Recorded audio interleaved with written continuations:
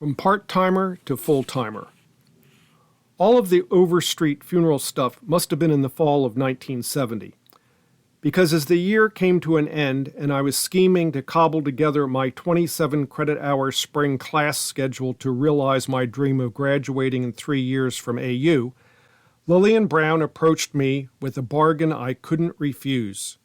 She must have been really impressed with my handling of the Harry Overstreet funeral recreation, or was just desperate because Lillian was offering me a full-time position as production manager.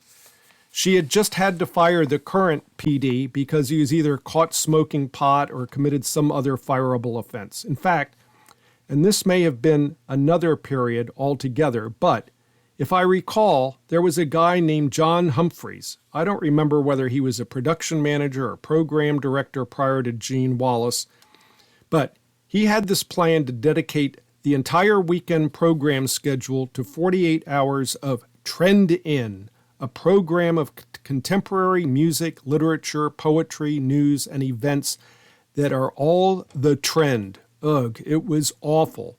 And to make matters worse, his program host-producer was an ex-Submariner friend of his, Jake Kress.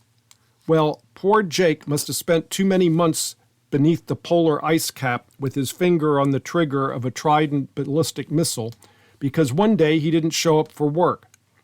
Word was that he'd been found sitting naked under a tree on Mass Avenue across from the Cassell Sports Center, mumbling to himself, totally incoherent.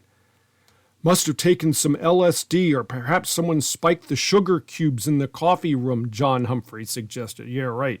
Just too many days cooped up in that submarine. In any event, Jake, John, Trend In, the whole lot were out. But I still have another semester of school to complete, Mrs. Brown, to continue the story. Well, you may have to postpone your graduation, but I really need someone for this position, and I think you're the person, she replied. It would pay $7,620 a year, but only $6,500 while I was still a student. However, I would have my tuition remitted, that is, paid for. As it turned out, AU remitted my tuition for the fall of 1970, as well as the spring of 1971, and with some real creative finagling, I kept my 9-course semester schedule and graduated in May and worked full-time as the PD beginning in January 1971. Interestingly, as it turned out during my 3 years at AU, my folks paid $917 for my first 2 semesters in my 1-semester class in 1969. In the fall of 1969 and the spring of 1970, I received a Mary Graydon Scholarship, which paid for all of my tuition. My 3 courses at San Francisco State during the summer of 1970 cost about $375, if I recall. So my entire college education at AU, to include a double major, ended up costing just over $2,000.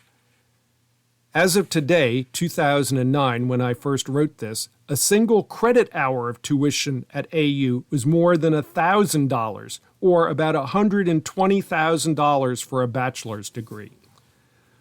A good argument for holding on to letters and paperwork. My new employee greeting letter from Personnel Director John Schiavone said that I would earn the lower salary until I completed school. In July 1971, I received my monthly paycheck for June, and it was for $7,260. I brought this to the attention of Lillian, who in turn brought it to the attention of her boss. His answer was, in effect, too bad. I believe I was put on the phone with him and said, but I've got a letter from Mr. Schiavone saying my pay would be $76.20 per year. You do? Well, make me a copy. The next thing I knew, my paycheck had been adjusted to the salary I was promised in John Schiavone's letter. Quite honestly, I think they had just transposed the 260 and 620 figures, didn't think anything of it, and figured I wouldn't notice. Not a chance.